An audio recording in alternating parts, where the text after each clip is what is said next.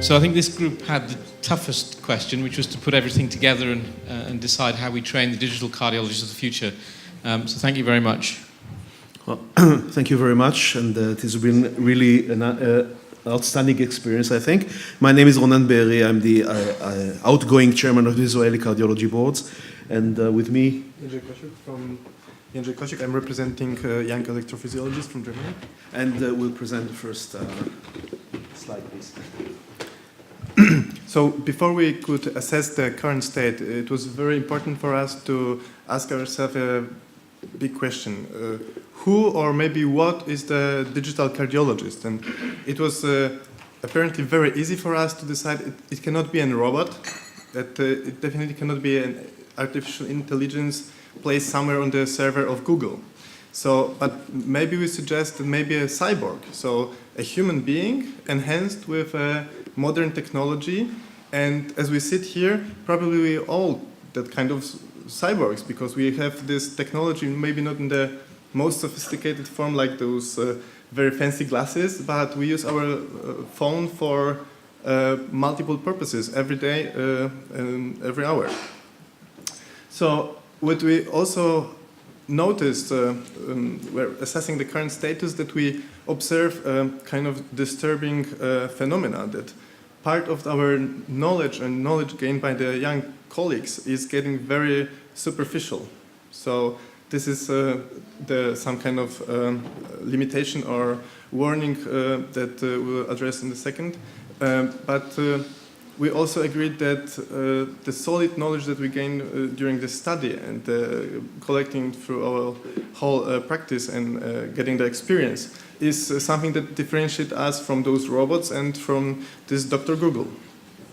And it was also very apparent that we cannot imagine a world without that kind of interference, even if it's not so obvious, but we use it every day for multiple purposes. It's access to information. When we interfere with some rare disease, we look for information online. We can do telemedicine within the hospital, between the hospital, from countries or continents even.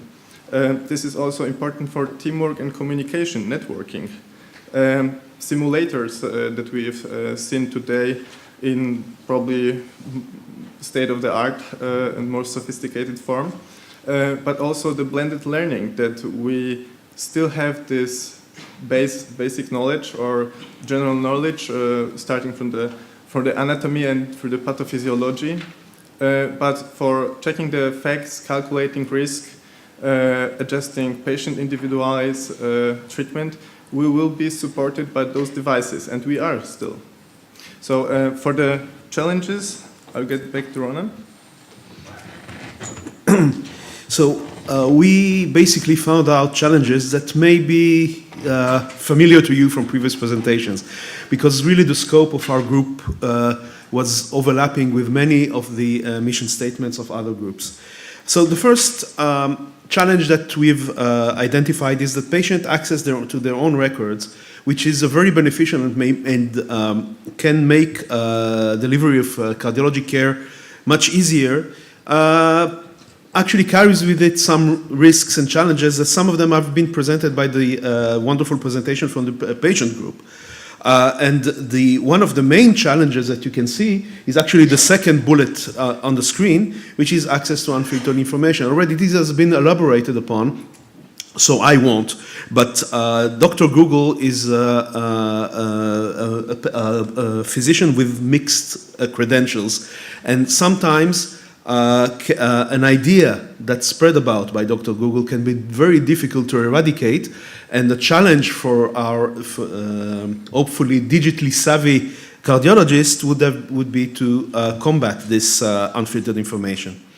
Another challenge for the digital cardiologists, which actually has not been addressed yet, is the electronic patient record. Electronic patient record makes our lives extremely easy.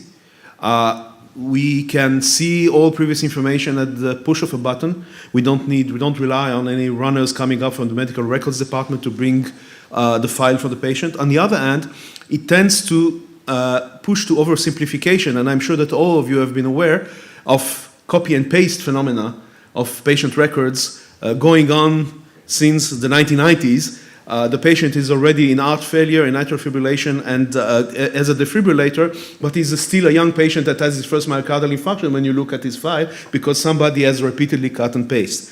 So quality control is a challenge here. The other challenge already has been addressed by other groups is how to teach all doctors new tricks, and pardon me the referral to dogs, but it is a challenge. It is a challenge because to be an effective digital cardiologist needs a good training to use all the tools available, and sometimes using the tools available needs training, and training is more challenging to someone that has still typed his first papers on a typewriter. And finally, the human interaction. I mean, we're all trained as human physicians. We are trained to interact with our patients.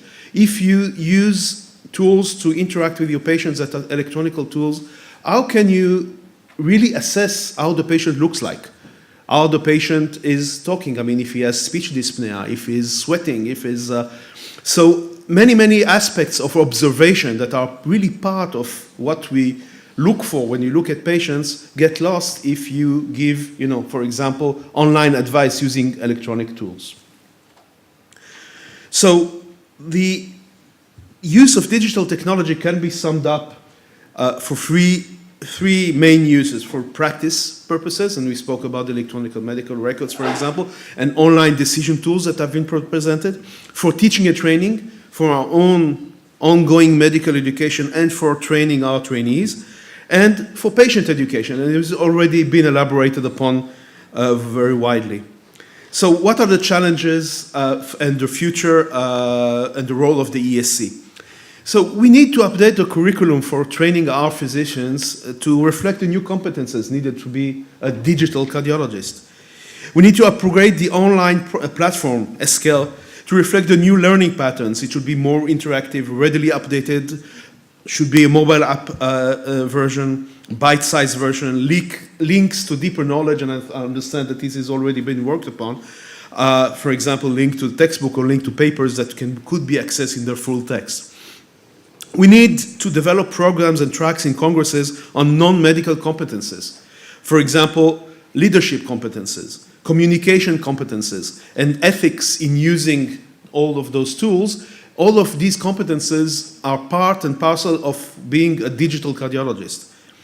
We need to adapt the digital tools to personalize learning and patient management. I mean, it's not one size fits all.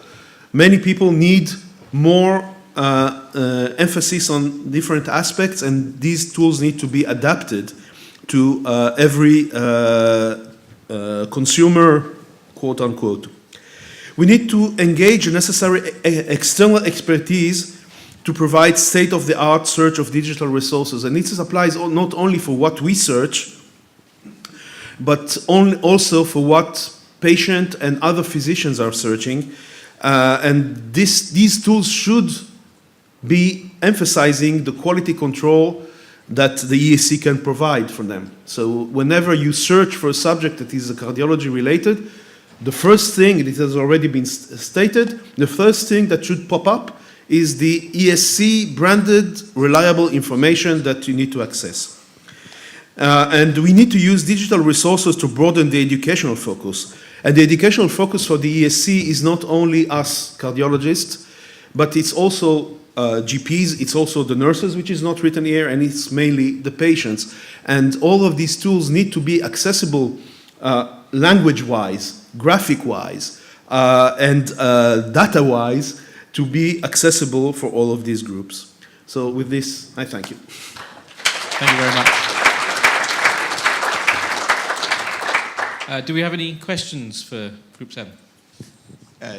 Just to complement, because I had very good discussion with some public health experts, and what they are emphasizing is actually those technologies will help also us clinicians in primary and secondary prevention, which would be a very good thing, I hope.